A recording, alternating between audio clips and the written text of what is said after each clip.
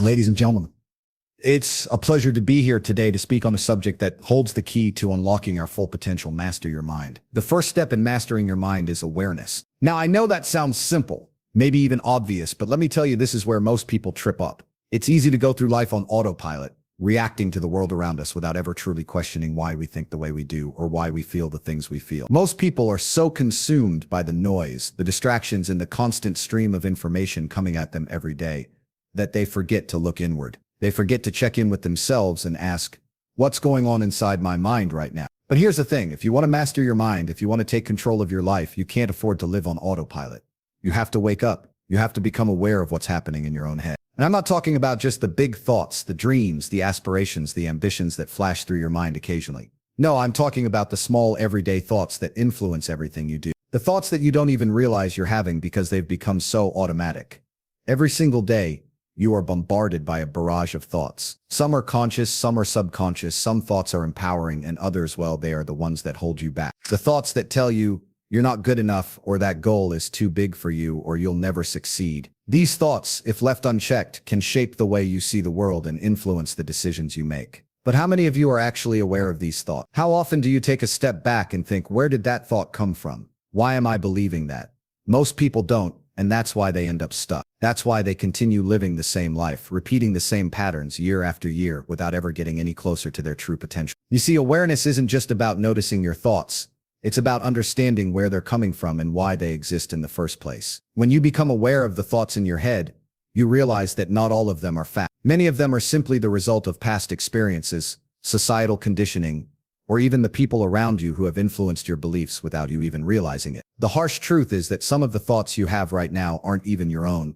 They're borrowed, adopted, and ingrained over time. And if you want to master your mind, you need to be able to distinguish between what's truly yours and what's been handed to you by someone or something else. Think about it for a moment. How many of the beliefs you have about yourself and the world are based on things you've heard from other people? The voices of your family, friends, teachers, media, and society. We're all influenced by these external sources, but the key is to understand that you don't have to accept everything you hear or feel. You don't have to accept the limitations that others have placed on you. The power to change your thoughts and beliefs lies within you, but it all starts with awareness. Being aware of your thoughts also means paying attention to the emotions that arise with them. Every thought you have triggers an emotional response. Some of those emotions are positive, like excitement or joy, but others are negative, like anger, fear, or self-doubt. And here's the problem: if you're not aware of these emotions, they can control you. They can dictate your actions and influence your decisions without you even realizing it. Think about how often you've made impulsive choices, decisions based on fear, frustration, or anger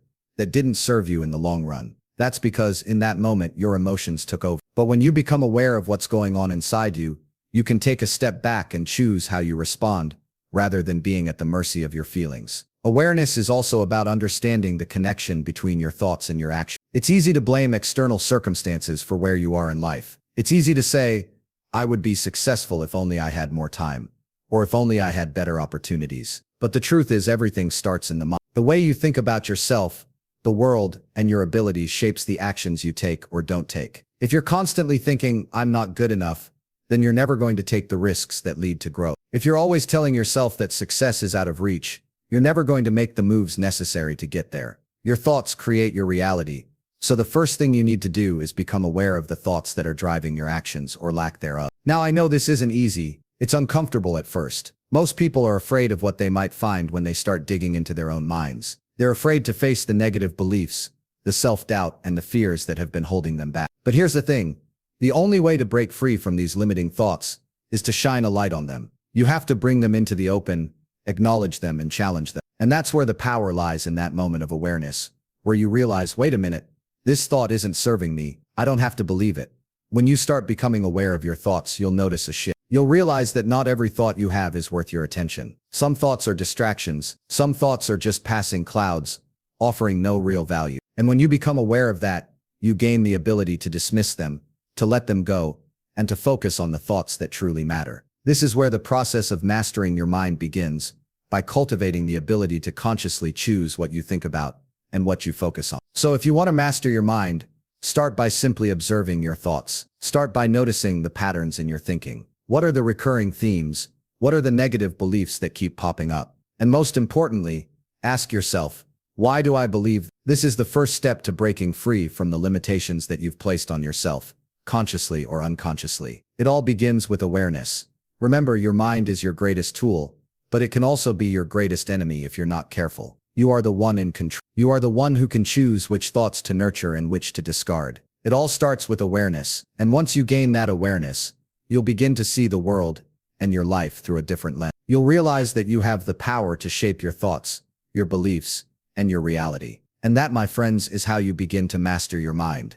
The second step in mastering your mind is reprogramming the subconscious. Now, this is where the real magic happens, because the subconscious mind controls so much of what we do. It's like the operating system of your life. You may think that you're in control of your decisions, but a lot of the time, your subconscious is pulling the strings behind the scenes, guiding your actions based on beliefs, past experiences, and the conditioning you've received throughout your life. That's why you can make a decision one day full of motivation and determination, and then a few days later fall right back into the same old habits, the same old thinking patterns. You may want to change, but your subconscious doesn't believe you can. Here's the thing. Your subconscious mind is like a sponge. It absorbs everything. Every experience, every belief, every message you've ever received, good or bad, gets stored in there. And a lot of the time you don't even realize it. Maybe it's the way you were raised. Maybe it's the things people have told you along the way. Or maybe it's society's messages about who you're supposed to be. But whatever it is, these beliefs and experiences get embedded in your subconscious, and they influence how you think, feel, and act, whether you want them to or not. For example, think about the way you view success. Maybe growing up you heard things like, people like us don't make that kind of money, or it's not practical to dream big. If that's been repeated to you enough times, your subconscious will start to believe it. And no matter how badly you want to succeed, no matter how hard you try to change your circumstances, you'll find yourself hitting the same wall. That's because deep down your subconscious is holding on to those old beliefs. And until you change them, you're always going to find yourself stuck. So the question becomes, how do we reprogram the subconscious? How do we start taking control of these automatic beliefs that are running the show? The answer is simple. You have to consciously replace those limiting beliefs with new, empowering ones. But this is where people often get it wrong. They think that reprogramming the mind is just about positive thinking. Just think happy thoughts, they say. But it's more than reprogramming your mind is about changing your internal dialogue and reinforcing new beliefs consistently until they become as automatic as the old ones. It's about rewiring your brain to believe that you deserve success, that you are capable of achieving greatness, and that the life you desire is within your reach. One of the most powerful tools for reprogramming your subconscious is the use of affirmation. Affirmations are positive statements that you repeat to yourself, and over time, they begin to replace the negative beliefs that have been holding you back. It may seem like a small thing, but trust me, the impact of consistently repeating empowering statements about yourself cannot be overstated. I am worthy of success. I am capable of achieving my dreams. I am enough as I am. These are just a few examples, and they can make a profound difference when practiced regularly. The key is to say them with belief. It's not enough to just repeat words without feeling them. The subconscious doesn't respond to empty words. It responds to emotional energy. When you say an affirmation, you need to feel the emotion behind it. Imagine what it would feel like to truly believe that you are worthy of success. Visualize yourself living the life you desire and feel the emotions that come with that vision. That's how you reprogram your mind. You give it new information, new beliefs, and you consistently reinforce those beliefs until they become part of who you are. Another powerful technique is visualization. Visualization is the act of imagining yourself already living the life you want. It's about creating a mental image of your success and then attaching emotions to that image. This process trains your subconscious to believe that the life you're visualizing is real and attainable. The more you visualize yourself achieving your goals, the more your subconscious starts to align with that vision. It begins to believe that success is not only possible, but inevitable. But here's the thing, visualization and affirmations alone aren't enough. You need to take action. Your subconscious mind will never fully believe that you deserve success if you're not taking the steps necessary to move toward your goal. Reprogramming your subconscious requires more than just mental work. It requires physical action that supports the new beliefs you're creating. Every action you take toward your goals is a vote in favor of the person you want to become. It's a reinforcement of the new beliefs you're instilling in your subconscious. When you take action, no matter how small, you send a signal to your subconscious that this is who you are now. And the more you act in alignment with your new beliefs, the more your subconscious mind will start to believe that these actions are a reflection of your true identity. But it's not always going to be easy. Reprogramming your subconscious mind takes time, and it takes effort. You might feel resistance at first. Those old limiting beliefs don't just disappear overnight. They've been ingrained in you for years, so it's going to take some time and consistency to replace them with new, empowering beliefs. And that's okay. The key is persist. Don't let the resistance discourage you. Keep reinforcing the new beliefs.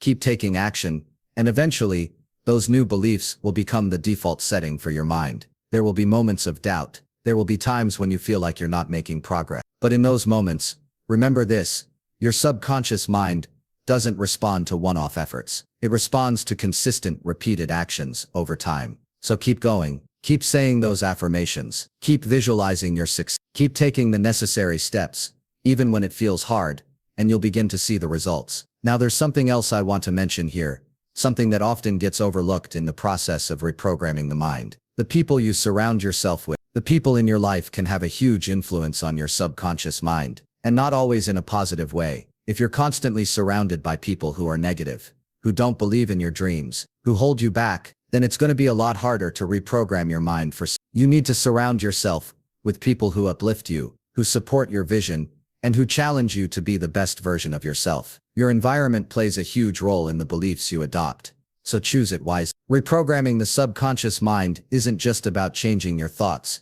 It's about changing who you are at a core level. When you change your beliefs, you change your behavior. When you change your behavior, you change your life. And it all starts with reprogramming that subconscious mind. If you want to become the person who achieves greatness, if you want to break free from the limitations that have held you back for so long, you need to take control of your subconscious. You need to replace those old limiting beliefs with new empowering ones. And that, my friends, is how you begin to reprogram your mind and unlock your true potential.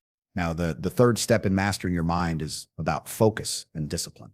This is where the rubber really meets the road. You see, anyone can have great ideas. Anyone can dream big, but what separates the people who actually achieve greatness from those who just talk about it is the ability to focus on their goals and show up every single day, no matter how difficult it gets. Focus is like the lens of a camera. It sharpens your vision, cuts through the noise, and allows you to zero in on what matters most. Without it, you're just wandering aimlessly, reacting to whatever comes your way, never really moving forward. Focus is a superpower, and yet so few people have it. We live in a world where distractions are constant, where your attention is pulled in 100 different directions. Social media, emails, endless notifications, they're all designed to grab your attention, to take you away from what you should be doing. And without focus, you're at the mercy of all these distractions.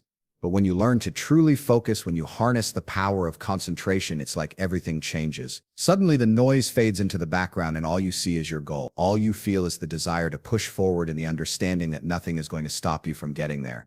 But here's the kicker: focus alone isn't enough. It's only half the equation. The other half is discipline. You can be the most focused person in the world, but if you don't have the discipline to back it up with consistent effort, your focus is just a nice idea. Discipline is what ensures that you don't just work hard when you feel like it, but that you keep going even when you don't feel like it. Discipline is the ability to do what needs to be done even when you'd rather be doing something else. It's that inner strength that makes you get up at 5 a.m. to work on your dreams, even when you're tired or when the comfort of your bed is calling your name. It's the commitment to show up, to put in the work day in and day out, whether or not you feel like it in the moment.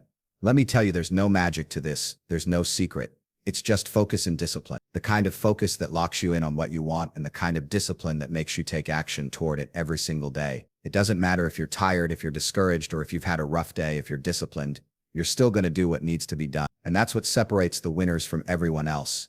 It's not talent. It's not luck. It's not connections. It's the ability to focus and then follow that focus up with consistent, disciplined action. And here's something else that's critical. You need to learn how to prioritize. Most people have a million things going on, and that's why they're overwhelmed. They try to do everything at once, and in the process, they end up doing nothing at all. But when you have focus, you can see what truly matters, and you can direct your energy towards those things. Prioritization means you're not wasting time on things that don't bring you closer to your goal. It means saying no to distractions, even when they seem urgent, because you know that they're not moving you forward. It's about being ruthless with your time, protecting it and guarding it against the things that don't align with your bigger vision. You see, when you don't have focus and discipline, you're at the mercy of the world around you. You get distracted by every little thing. You jump from one task to another without finishing anything. And before you know it, weeks, months, even years have passed and you've made little to no progress. That's why so many people live in a constant state of frustration. They want results, but they haven't yet learned the power of focus and discipline. They haven't learned that success isn't about working harder. It's about working smarter with laser-like focus, and then following that focus up with disciplined action. Now, I'm not saying this is easy, far from it.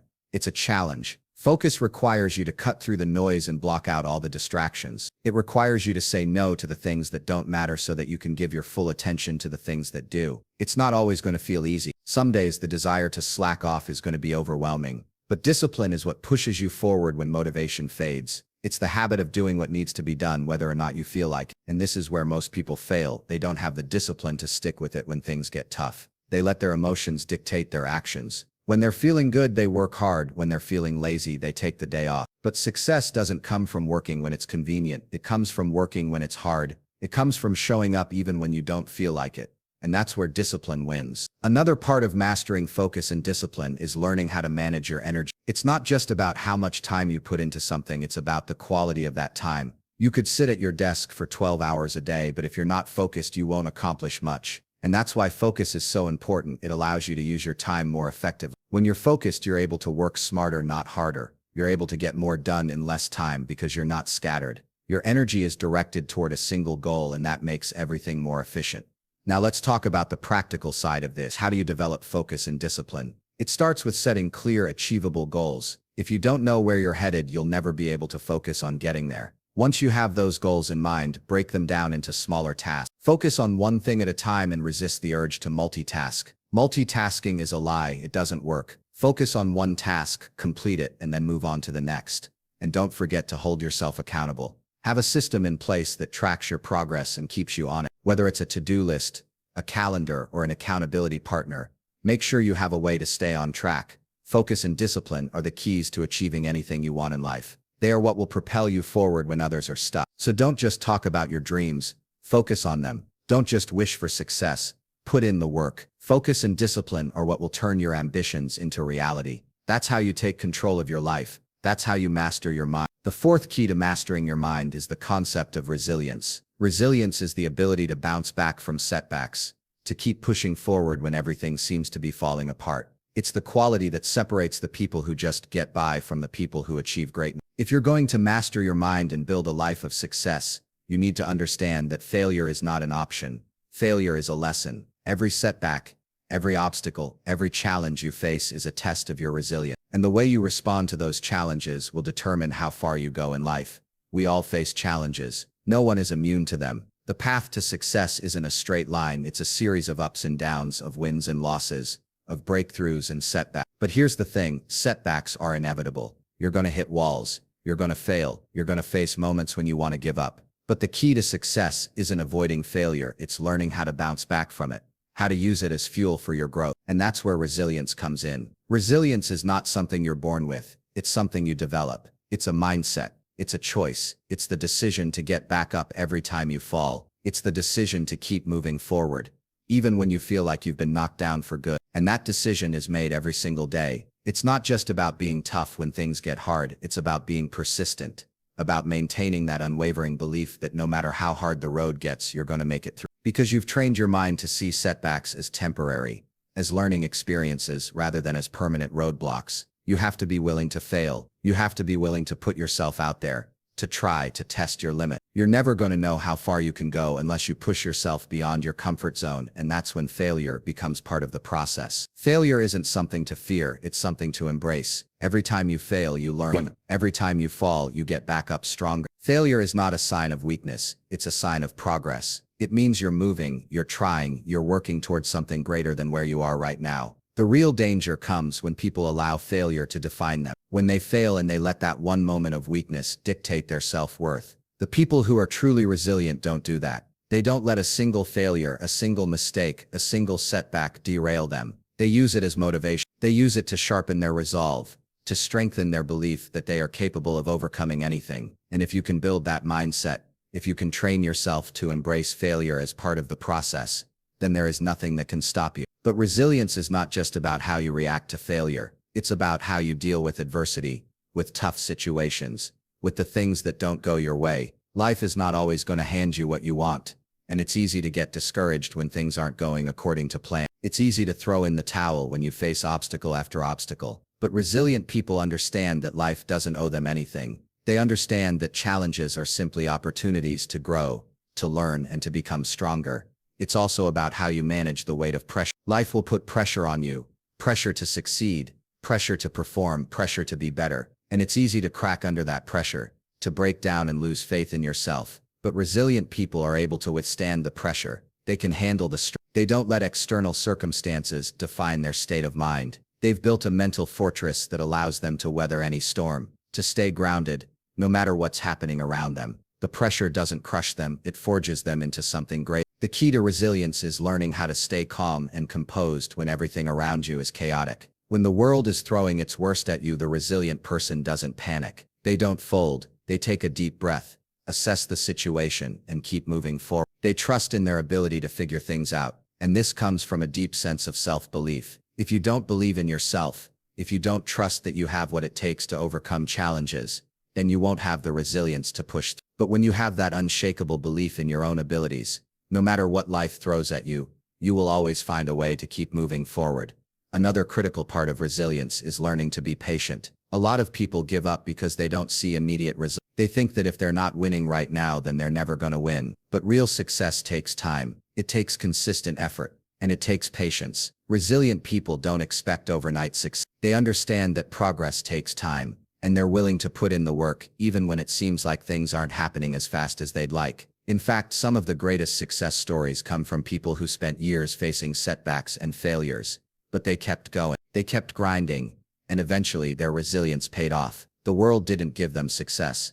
They earned it by continuing to show up, by continuing to move forward, even when it seemed like success was impossible. They stayed in the fight, and that's why they won. Now, I know it's not always easy to stay resilient. There will be moments when you feel like giving up. There will be times when it feels like nothing is going your way, and the weight of it all seems unbearable. But in those moments, remember this: resilience is a skill, and like any skill, it can be developed. It's about training your mind to stay focused on the bigger picture, to remember why you're doing this in the first place, and to trust that every obstacle is simply part of the journey. Resilience is about refusing to be defeated, refusing to let anything or anyone dictate your future. It's about getting back up every time life knocks you down, and it's about never losing sight of your goals, no matter how difficult the path may seem. The more you embrace resilience, the more you make it a part of who you are, the easier it becomes to overcome any obstacle. And that, my friends, is the true test of mastering your mind. Resilience is the key to not just surviving life's challenges,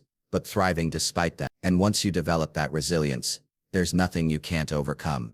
The fifth key to mastering your mind is the power of self-belief. Self-belief is the foundation of everything you will ever achieve. Without it, nothing else matters. It doesn't matter how much talent you have, how much knowledge you possess, or how much work you're willing to put in. If you don't believe in yourself, you'll never fully tap into your potential. Self-belief is the invisible force that drives you to take action, even when you're uncertain, even when the odds are stacked against you. It's the confidence that tells you, I can do this, when everyone else is telling you that you can't. And trust me, when you cultivate that self-belief, when you have that unwavering faith in your ability to succeed, there is nothing that can stop you.